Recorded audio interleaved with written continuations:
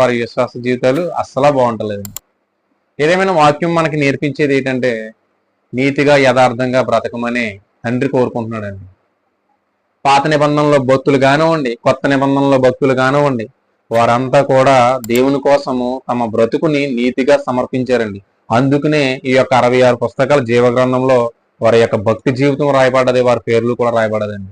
ఈ దినాల్లో మనము కూడా ఏది పడితే అది నమ్మడం కాకుండా, ఏ మాట పడితే ఆ మాట వదిలేయడం కాకుండా, తండ్రికి ఇష్టలైన పిల్లలుగా ఆయన మనకిచ్చిన కొలమానం ప్రకారంగా మనం బ్రతుకుతూనే ఉండాలండి. అది మన మరణ పర్యంతం వరకు, లేదా ఆ రక్షకుడైన యేసుక్రీస్తు ప్రభువు మరలా వచ్చినంత వరకు కూడా మన భక్తి జీవితం మనం కాపాడుకుని ఆయన కోసం యథార్థంగా బ్రతికితే మనకేమి కావాలన్నా ఆయనే ఇస్తారండి. అందుకని మొదట అంటున్నారు ప్రభువారు, మొదట నా నీతిని రాజ్యం వెతకండి, మీకేమి కావాలో అవన్నీ కూడా నేను సిద్ధపడతాను అని చెప్తున్నారండి.